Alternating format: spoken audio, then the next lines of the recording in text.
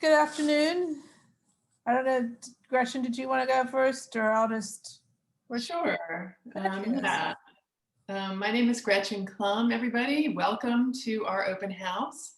I am an associate professor at the currently Global Community Health and Behavioral Sciences, soon to be Social, Behavioral, and Population Sciences. We're going to talk a little bit about our programs today and try to answer any questions that you might have as well. And we just start with brief introductions. I am the director of the new program in the SBPS department, which is Social, Behavioral, and Population Sciences program. So I'll be available to answer any questions about that after we go through our presentation. Aubrey, you want to introduce yourself? Sure. So my name is Aubrey Madcore. I'm also an associate professor in currently GCHB, soon to be SBPS. You'll get used to all these acronyms. So I teach in the doctoral program, the first required course for the PhD, which is Social Determinants of Health 1. We also have a new course that's going to be starting this coming fall in health equity that is taught by Dr. Karen Bell as well as myself. And yes, I'm going to be stepping into the role of the doctoral program director as of July. So if you have any questions today about that program, I'll do my very best to answer them.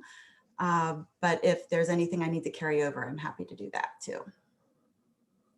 Anita, do you want to introduce yourself? So hi, I'm Anita Jobson. I'm the program coordinator for GCHB and soon to be SBPS. Right now I deal mainly with the doctoral students, but I do all the aspiring students for GCHB as well. And if you join in the fall as an MPH student, I will coordinate you with that as well come fall. And Maureen, do you want to introduce yourself? Hi, everybody. I'm one of the graduate assistants for the department, GCHB as the whole. I won't be here when the department splits, but I'm more than happy to help you guys with any questions you may have about anything. You can always email the GCHB email. I'll put it in the chat, and then I can answer any questions you may have. Won't be here because she'll be graduated by then. That's good news. So, okay, well, why don't we go ahead and get started with the presentation. And as we said, we're happy to answer questions as they come up.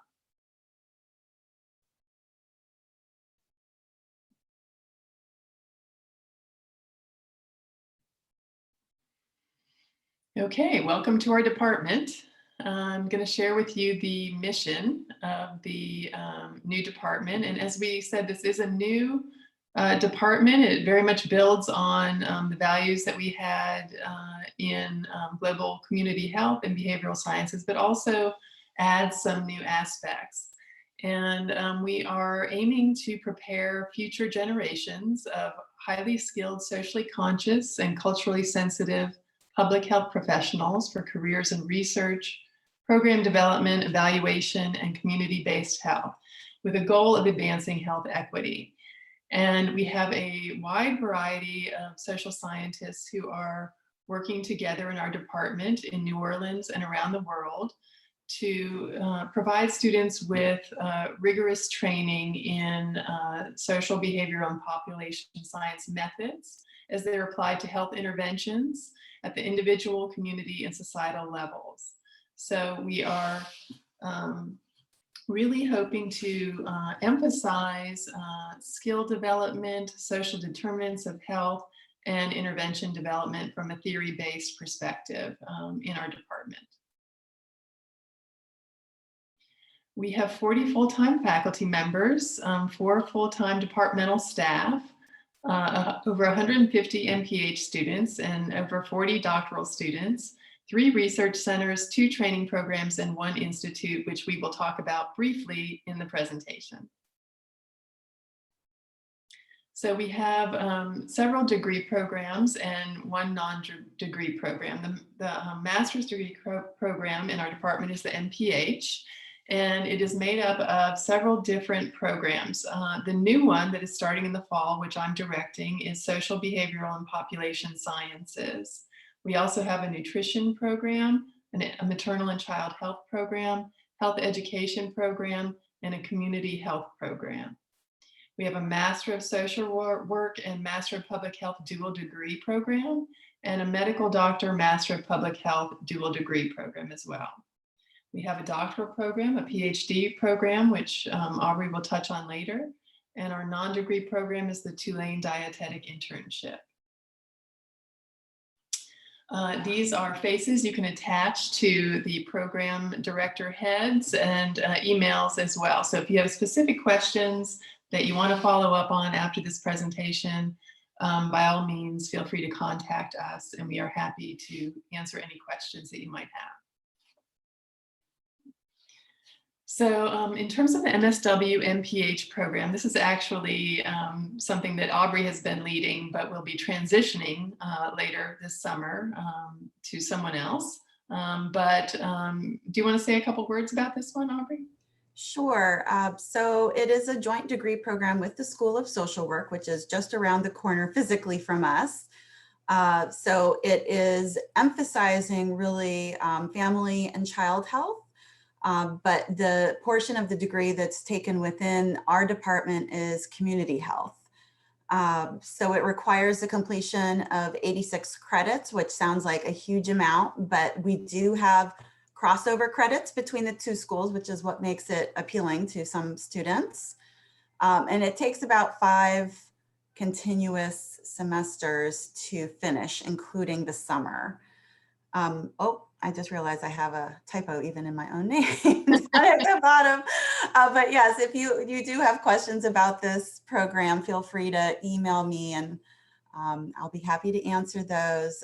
It is, quite an intense program going straight through, but you end up with skills both in social work as well as public health.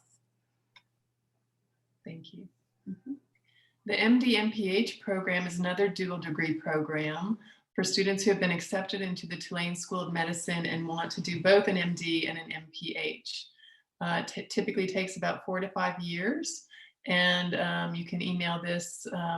This is not an individual, but md-mph@tulane.edu for further questions about that degree. We have a DrPH in our doctoral program that is currently on hiatus as we develop it further. We will be accepting for fall 2021, but we're encouraging deferring or switching to a PhD as we continue to refine the goals of the DrPH program at this time. So we do have it, it's not going away, and you are able to apply to it, but we are encouraging waiting so that we have a clear set of expectations for students. Aubrey? Okay, sure. So the PhD program is ongoing, and so the purpose of this program is to train folks who will advance the field of social, behavioral, and population health sciences through research and development and application of theory and teaching. It's really highly specialized, and we have our students integrating theory as well as research in a substantive area of their choice that, of course, would correspond to or mesh well with their advisor. So the graduates of this program do have in-depth expertise that is necessary for a research career, and they are expected to develop careers in universities as faculty members or in research organizations. We also have a number of centers and institutes and training programs that you can take advantage of as an MPH student or doctoral student in some cases.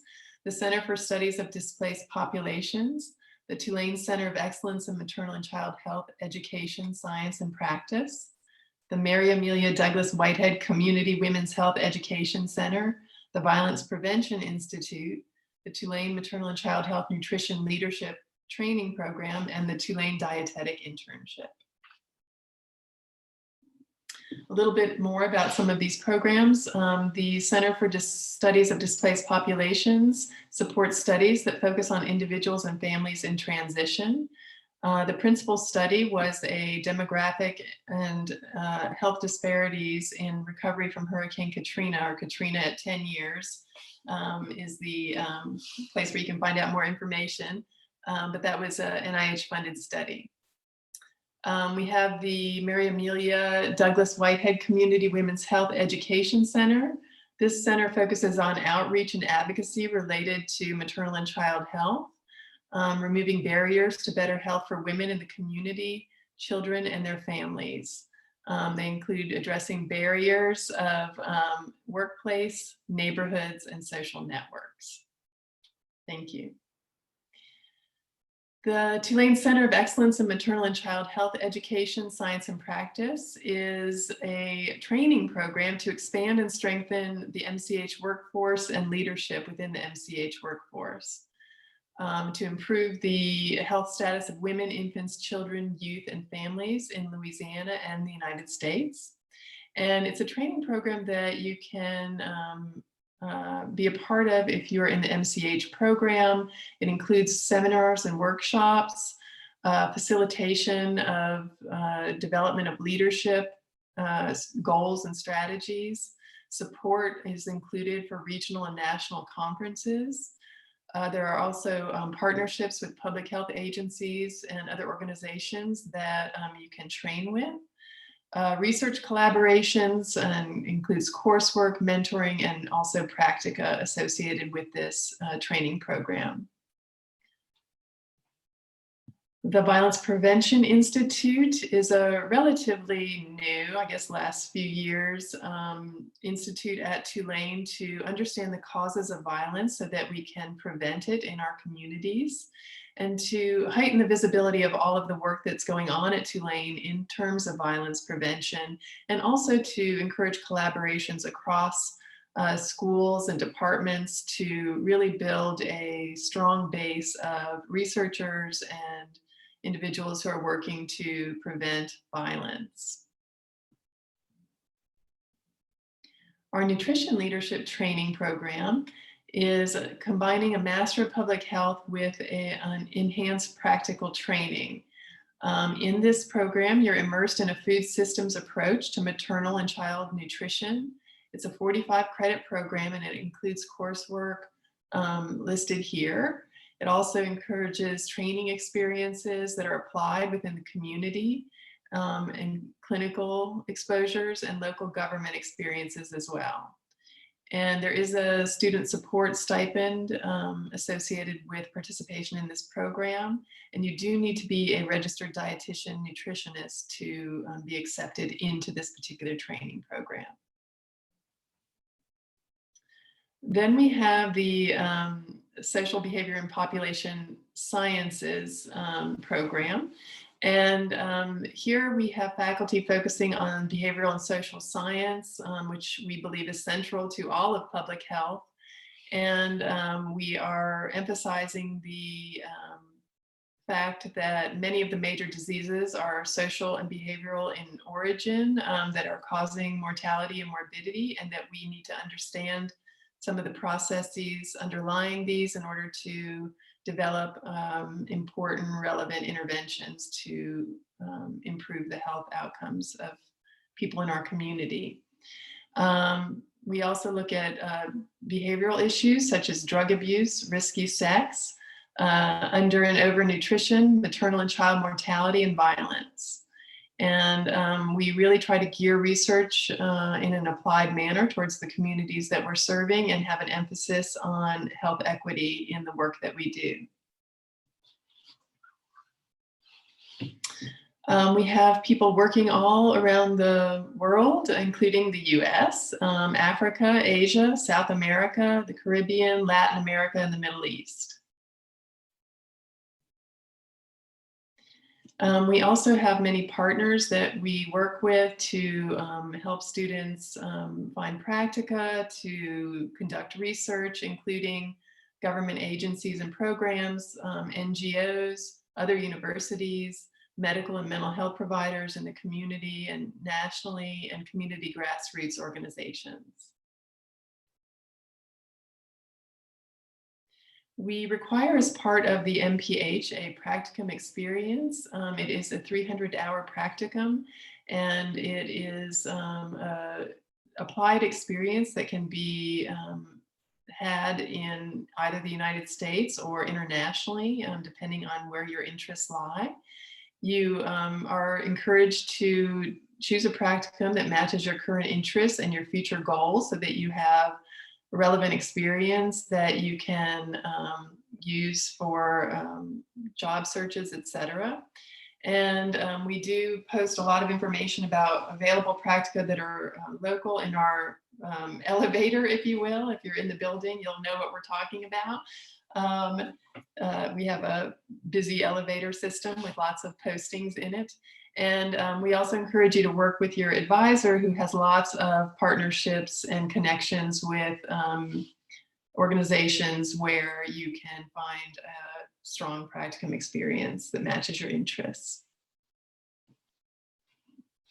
These are just some examples of some practicums that students have engaged in over the years. Evaluation of the Edible Schoolyard program in New Orleans, a Healthy Start New Orleans, traditional birth attendance in Raleigh, North Carolina with a NGO, HIV education in a non-school-based setting in Louisiana. Really, we've had people go all over the world, and you know, there's the only limits are right now, obviously travel restrictions related to COVID, but hopefully next year those will not be issues, and the world will again be open for these kinds of experiences. We do have several courses that, if you're interested in studying abroad, might be of interest to you. We have a Taiwanese Community Health Strategies course, a Food Security and Resilience in Italy course. We also have courses available in Suriname and mainland China, in other departments that you are able to take as well. So I want to give you a little bit of information about our MPH graduate outcomes. This is a recent survey that was initiated in 2019. And we had 57 people who were given the survey and 54 responded. So that's based on this information here. Of the 54 students who responded, 96% are currently working, volunteering, on military assignment, or continuing education within 1 year of their graduation. This just shows the industries in which our graduates are employed. You can see nonprofits, higher education, healthcare are big pieces of the employment pie here.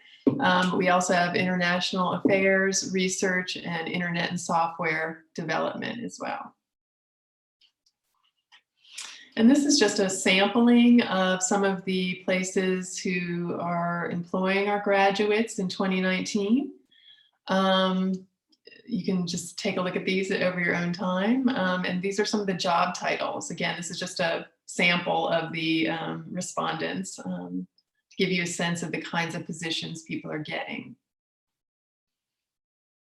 So we are really excited about our inaugural department and program, and we want to just say what we think are some of our strengths here. We have a multidisciplinary faculty. We have a strong focus on health equity. We have many well-funded training programs, great students, which of course is a huge part of the experience, students who come to us with lots of different experiences that really enrich the learning experience for everyone. We are student-oriented and practice-oriented faculty, so we are committed to teaching and providing applied experiences that are relevant for our students. We offer a wide range of courses and a collegial and transparent environment. We are active in research, especially with the National Institute of Health, NIAID, and CDC. We have an expanding international research portfolio as well as local and national, and very strong links with our community partners. So we feel like these are some of the assets of our program that as students you will come to be a part of. So we have time to answer questions.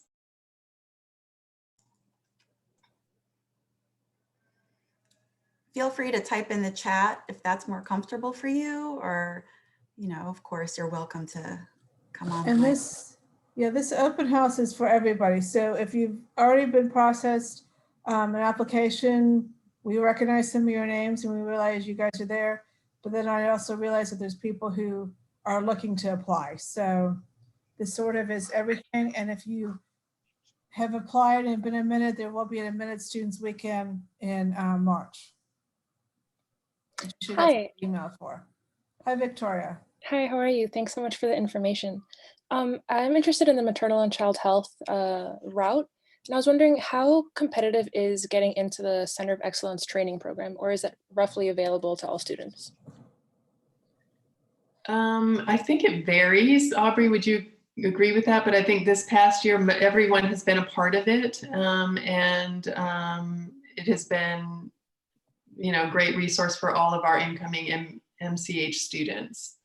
Yeah. I think that's the plan moving forward as well. Yes, that's my understanding as well. And definitely a lot of the training opportunities that are offered through the Center for Excellence in Maternal and Child Health, which we fondly called CAMCH, are offered department-wide. So a lot of the seminars are well attended by students from other sections as well. Fantastic. Thank you so much. No problem. Gretchen and I also both advise within maternal and child health.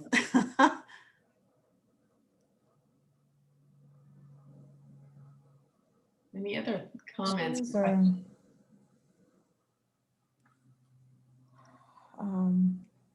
Are any folks on the line? Oh, okay. Liz, we don't know anything about, we're not sure what's going on with the DrPH program. I know that Dr. Madcor may know a bit more. So with the DrPH program, we are still accepting applications for next year. The reason why we're encouraging folks to consider either switching to the PhD or delaying admission for 1 year is that it is being completely restructured to be a school level degree rather than department based. And with that, there are a number of anticipated changes in requirements and modality for teaching. So, you know, there will be some increased opportunities potentially with the new flavor of the program. But however, if you are interested in DrPH, like I said, the application is open for folks.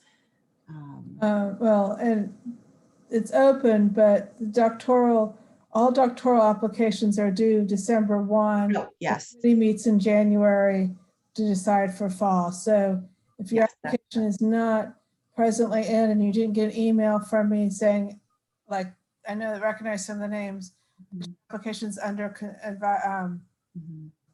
review, it may be a little late to get it all the way in there for that. And just answering some other questions, the MSW PhD, you're actually in the community health sciences section. You're not in maternal and child health. And within CHS, you are then able to specialize, you pick a contact area. So you can pick MCH if you want, but if you'd like to get nutrition on top of what you're learning with at social work, if you want nutrition or health education, you can pick those as your concentration areas.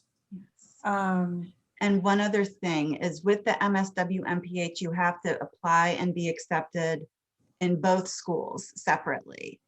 And in the SOFIS application, there is, I think, a checkbox, Anita, where it was some sort of box. Yeah, that you check off that you're applying for the dual degree program. Betty Rose asked about the general application deadline. When would folks, they go through pretty quickly. Julie Miller's on the phone, but I would say within a month, you should have heard about when you've been admitted or not. And it jumped up. LaShawn, my understanding, and Dr. Medco may be able to answer this too, the DrPH program, I think they're wanting to go more online, but it's still in the talking processes. It's currently a in-person, on-site program, but I think they're wanting to move it to be more of a online. So if you want to not move here and keep working at your current job, I'd wait a year. Especially email me, I'll put my email, or that GCHB we'll start a list of people who want more information as we find out. We'll start emailing out when we find out things to let you guys know. So I'll put my email in here and just tell me you're interested in the DrPH changes. And I can then email you. We know more. If I may jump in real quick about the ChemCH and the doctoral students. The training program is, as Anita said, mostly geared towards MPH students, but I mean, we have faculty that are affiliated with the ChemCH that also advise doctoral students. And I can think of a few right now that are very much involved in maternal child health research and practice and advocacy locally. And so there's definitely opportunities to still work with the ChemCH even in the doctoral program. And asking about the differences, GCHB is the Global Community Health and Behavioral Sciences, and we were formed with the integration of international health and community health. We became that, and now we're splitting it back again. So we are now going to be the International Health and Sustainable Development, which obviously is going back into more international health, and then the social, behavioral, and population sciences. I add the comma because I figure that's important, that it's not just social behavioral, it's social and behavioral, but I don't study this stuff, so I don't know that, obviously. So that's what we're splitting. So you can still take classes in the other departments across the board. So if there's somebody at International Health that you'd like to take a class with, you have electives. You're more than able to take classes like that. And I would say also with social behavioral population sciences, we have a dual emphasis between domestic work as well as global international work, whereas international health really will be focused on international health. And especially in low-income country contexts has been the emphasis to date. And also their program will tend to be much more research oriented, even at the MPH level. Whereas ours has a broader array of whether you're interested in program development and evaluation or research or some other level of practice. It's a little bit more diverse. Johanna's asking about paid research assistants or Tulane stipends. Having Tulane stipends, I know admissions has a scholarship program that they administer. The department doesn't administer that. There are paid assistantships that you can get. You're not able to really apply for them until you get into Tulane, you matriculate at Tulane, but there are opportunities and you will start getting emails. We have teaching assistant positions as well, not only here in the MPH, which they would like you to have taken the class before you TA it, but we also have an undergraduate public health, and they're always needing TAs because they're huge classes. So that is a great opportunity to work and get teaching experience that help that way. And John Chase, I may let Maureen answer this. Finding advantages being in DC, in New Orleans. It's interesting, it's different. There's a lot of, we need all the help because of Katrina and our various interesting things, that there's a lot going on. So Maureen, you Absolutely. that? Or Yeah, I think New Orleans offers some unique experiences as far as training, especially if you end up doing your practicum locally, you'll get a real in-depth experience with that. But we do have a lot of issues related to health equity that need to be addressed in New Orleans. We have, for example, one faculty member working on neighborhood blight. We have people doing substance use and HIV work in the local community. We have people working with the Vietnamese community locally. So we have a lot of different opportunities unique to New Orleans.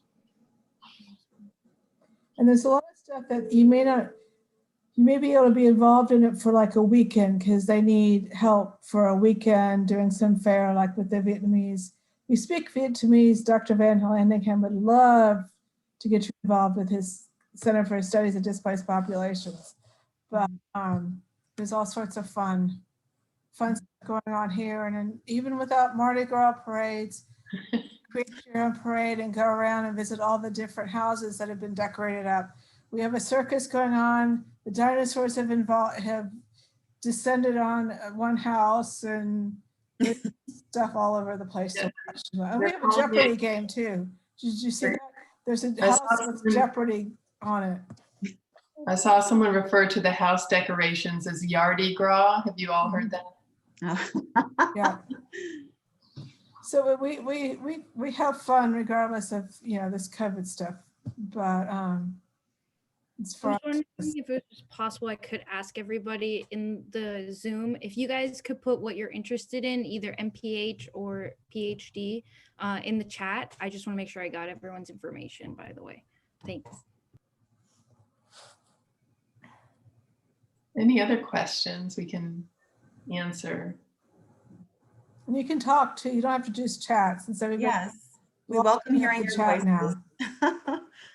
Hi, I have another question about the centers. Is it possible to get involved in multiple? So getting involved with the Women's Center, also MCA training, and then also the displaced populations, like all of them sound really interesting and they can find interesting ways to intersect. Yes, absolutely. We have students who will work with multiple faculty, and we encourage that. It's really great to get a diverse set of experiences while you're here. That's why you're here. So absolutely. Fantastic, thanks. Okay, our health education, community health, maternal. Yes, you can still apply all those MPH programs for fall 2021-22. Yes, they're all still going on. They have not gone away yet. But even within SBPS, if you go for that route with the MPH, you then specialize in something. They have a specialization. It's not called content areas like it is for IHD and CHS. I have to relearn all this stuff now. You will be able to pick a concentration area to focus in once you get your basics down. So if you're interested in some of those, you can then go. Am I saying that? It didn't change, right? No, you're absolutely right. I was just going to say, so if you're interested in maternal and child health, but you want to have your core training be in SBPS, you can do that and still take maternal and child health courses for your concentration area, or health education courses or nutrition courses. So it's quite flexible in that way. And then you should have electives on top of that. So you can take, good studies and whatever. And hopefully next summer you could go to Italy or Taiwan, because those are fun courses too. Can't go this year, unfortunately, but the Taiwan course, you get matched with a public health student in Taiwan, and you see how the Taiwanese do their Medicaid for all, which is essentially what it is, but and get to compare, and you do a lot of touring of Taiwan. Taiwan's interesting because a lot of the faculty running the schools are actually Tulane alumni. So there's a lot of that connection. But Italy, then you get to go, you go eat in Italy and stay at this neat little house and explore Rome. So, yeah. Sounds great. I want to go. I know, I have to figure out how I get to go. Any other questions? I have a question. First of all, thank you all for hosting us today. This is really awesome, and we're learning a lot about the program, so that's really cool. But I wanted to know kind of more generally, what are the faculty in the academic community like?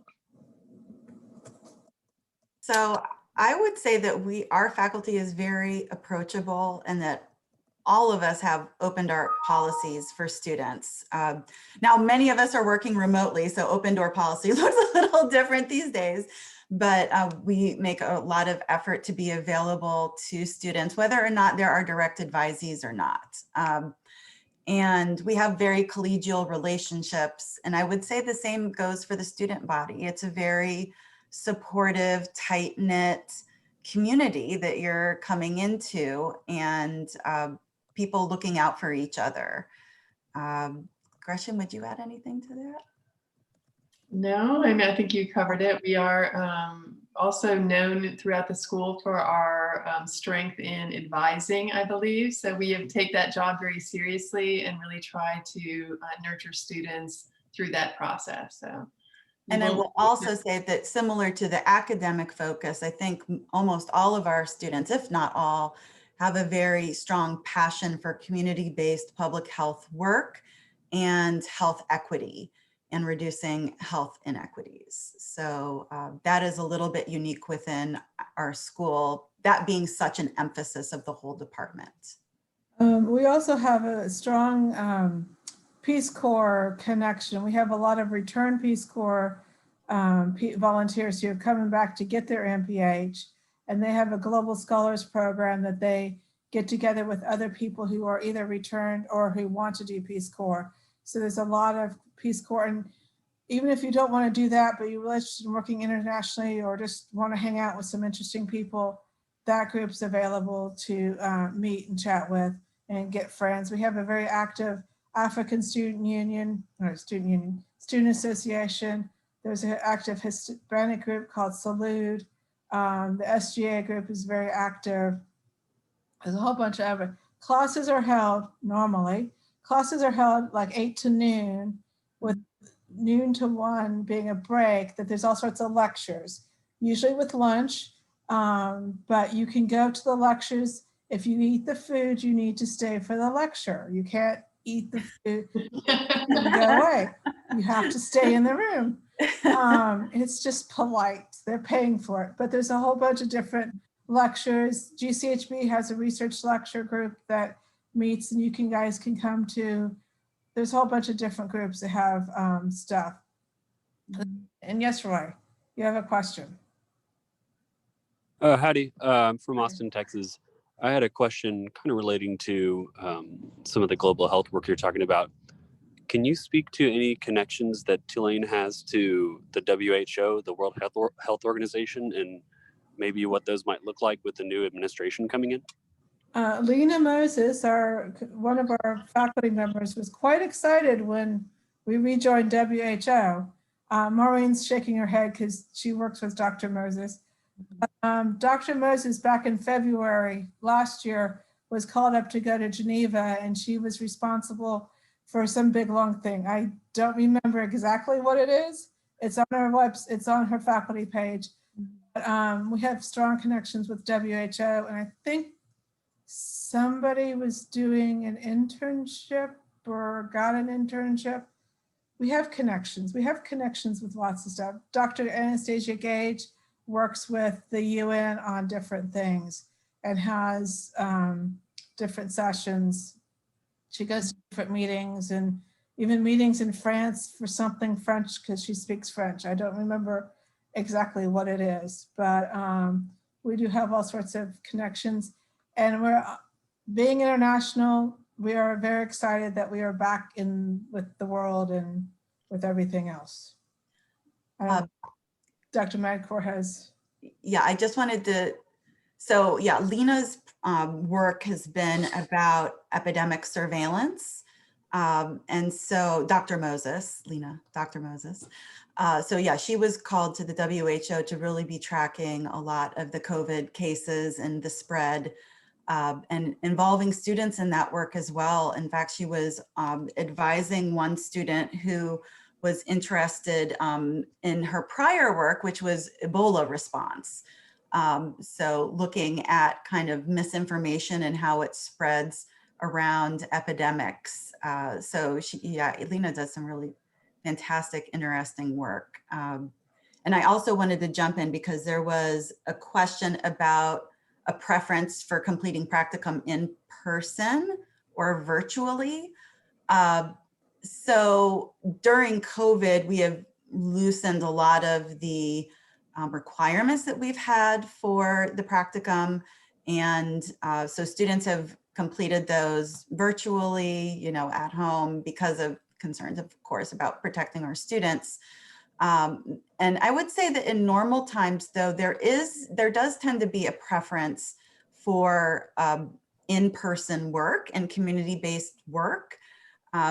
But, you know, that being said, it is supposed to be applied work. So applied work can, you know, range the gamut of different types of experiences. So I had a student who I was advising who worked on a Health Resources Services Administration project, but she was doing it remotely this year. And I've had folks in the past do it remotely as well. So I think that it's very flexible. You just work with your advisor. And if your advisor finds that the experience that you're proposing is relevant to your program of study, then you can probably go with it. And Johanna Hansen. Hi, can you hear me? Yes. Yes. Yes, okay. Yeah, thank you for hosting this. My question was about the dual MSW and PH. I've been able to find the curriculum for the MSW portion on their website, but I can't find the MPH portion, and I'm just trying to have like a layout, a mental layout of how it would look and which classes, Yes. and how many electives and whatnot. So, well, the electives, basically you end up having one elective within the School of Public Health because the courses that transfer credits to the MPH degree count as your electives. But that being said, so the way that the program works in terms of timing is the first year, meaning fall, spring, summer, fall, you are in the MSW program. And you're taking 1 or 2 MPH classes each semester as you're going through that. You graduate from the MSW in December, and then you switch to full-time in MPH then in the spring. Now, if you've taken 1 or 2 classes up until then, believe it or not, you might be able to get it done within that spring semester. That's really tight. So sometimes students do carry it forward to the summer semester as well, for example, to get their practicum done. But if you want to email me, I'm happy to send you what I use as an advising sheet that really lays out in a lot of detail which classes are taken when and what counts for what. And so you can really get an in detailed view of how the curriculum looks. Oh, and I'll put my email in the chat box. Susanna? Hi. Hello. Yeah. Hi. Can you hear me? Okay. Yeah. Just double checking. So I was wondering, I don't know if this has changed since I read this on the website, but I remember reading about how the social behavioral population sciences program, because it's so new, that it isn't like credited yet. And I was wondering if that there's like anything that we would feel from that, or yeah, I was just wondering about that. Dr. I believe it's credited. I'm not sure. Yeah, there's no issue. It's all good. We have final approval from our curriculum committee and we're ready to roll. Yeah, maybe if you find wherever you found that on the website, if you could email that to me, so you don't have something sitting out there that shouldn't be, that would be helpful. Just so we don't have any other confusion stuff. So any other questions or thoughts or? I'll jump in with another. What's the advisor matching process like? It's sort of For not MPH random, but is it MPH or doctoral? MPH. MPH. yeah. So you will be matched with an advisor who is in your program area of interest. So maternal and child health, you'll have someone who is within that program. SBPS, same thing. So we will match you to somebody who has similar interests. So, but when you get your acceptance letter, you would get, first you would have the, your pre-orientation contact would be the section head, like Dr. Klum or Dr. Johnson or Dr. Rose. And then once you matriculate, you will be assigned a advisor. If you don't like that advisor, you don't meet, or there's someone else that connects better, you can switch advisor to a different person. That's not, you're not tied to the one person the entire time if you want to be. But to that point, they all have open doors. So if it's just that you want to chat with somebody else, feel free to go chat to somebody else. That's not a hard thing.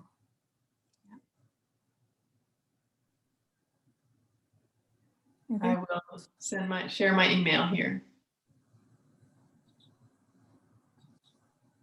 Just to jump in here, I know it's really hard for students who apply to and are admitted to multiple programs to make that decision. Do you have any advice for the students who may be considering multiple offers? And I guess, what do you think makes Tulane special? Maybe this was already answered in Emma's question, but just if you have any advice.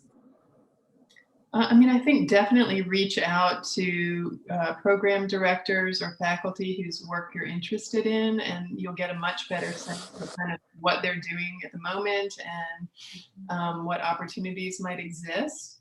I also think that, you know, we already sort of stated what's unique about New Orleans, I think, as far as a place to study public health. I do think it offers unique opportunities.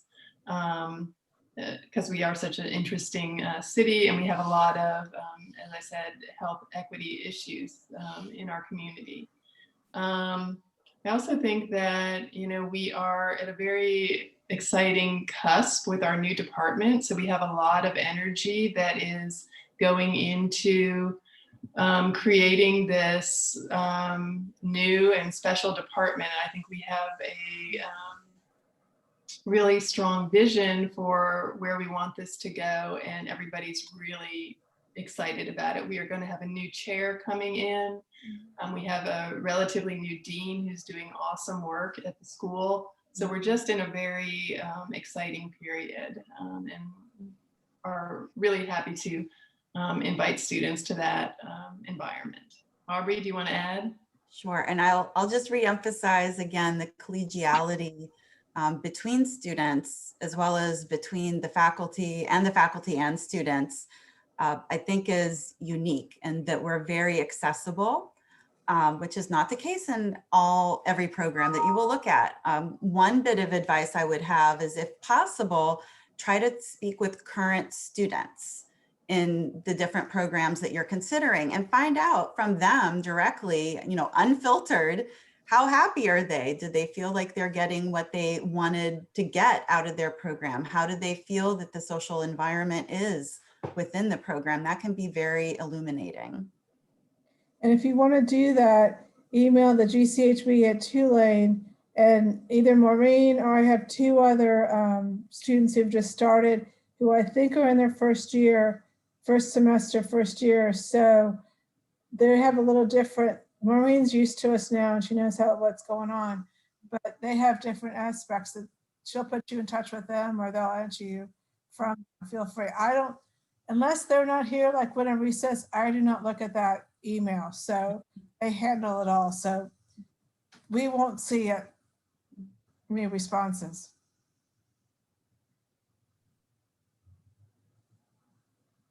I think it's a unique city. If you want to live in Europe but not live in Europe, we're the closest thing. Speak to that, since she's currently living in Europe, but yeah, good food. Yeah.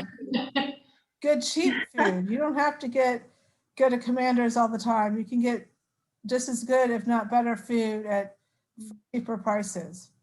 And lunches are a big thing around here too. So you can eat lunch, eat big at lunch, and then, you know, take a nap. I actually had a question from somebody sent an email, speaking of the GCHB email. A student had asked, being that this department will split into two different departments, has the split impacted the number of PhD applicants accepted to the program? No. I don't think so. Yeah. No, I don't think that will impact it. The other issue, and Aubrey, you can probably explain this better, but we are sharing that process, continuing to maintain that relationship between international health and SPPS. So we're not splitting in every which way. We really like each other and want to stay connected. So you want to say something about the doctoral program? So Paul Hutchinson is the incoming director for the IHSD doctoral program. And we've definitely been communicating about how we're going to still have definitely some overlap between the programs, because a lot of social behavioral scientists are going to be in the International Health and Sustainable Development Department. So it makes sense not to be duplicative across programs. And we'll continue to work together. We have a number of projects, faculty working on similar projects with one another. So in terms of admissions though, I think that it'll be the same as it was in previous years. The admissions is defined that we may accept you, the committee may accept you, but then if you don't have a match to a faculty member, or the faculty member, everybody likes Dr. Thiel, who does the work on blight and all that, but she has like 6 doctoral students, so she really can't take anything else until someone graduates. So if you're matched with her, you may not get accepted because she can only do so much, and do her teaching and do her research and all that. So there is that fluctuation in there as well. But it is a joint program. Anybody applying for this fall is only being accepted into the SPPS. There is no IHSD doctoral program yet.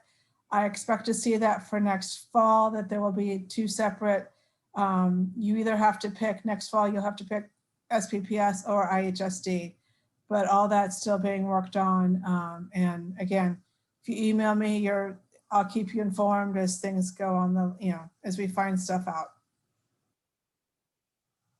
So. Anything else? Got 8 minutes left. And again, you can always feel free to reach out to us. If you think of something afterwards, like I'm always doing this, like after a meeting, I'm like, oh, yeah, I should have asked this.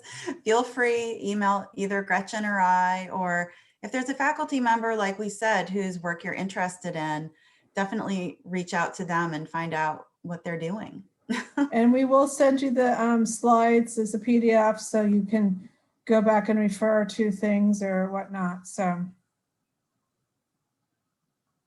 we can go look at the Yardi Gras if you guys want for 8 minutes, or we can go. They're all over the place. Oh, and you have to be here for October, when the lady on State Street puts out all these funky skeletons and makes commentary on the year and whatnot. We like decorating for Halloween just as much as we like to. One of the things I love about New Orleans is that, you know how sometimes after the winter holidays, it just gets kind of depressing. That doesn't happen in New Orleans because we transition right into Mardi Gras. So people will leave up their trees and just switch out the decorations and leave out the decorations in the front and just switch the colors a little bit. So it's never a sad time of year as far as I'm concerned. And you get king cake. Yes, of course. You're never for want of sugar in New Orleans. Well, thank you, everybody. If there's no questions, do feel free to get in touch. Somebody had a question in the chat. It says, is it too late to receive funding for fall 2021? Yeah, I responded to her. I thought that was to me. So yeah, I responded to her. It came up as a direct message, so didn't pay attention. Well, thank you so much, everyone. Thank you, everybody, and we hope to see you in the fall. Thanks very much for your time. Thank you. Thank you so much. Bye. Bye. Thank you.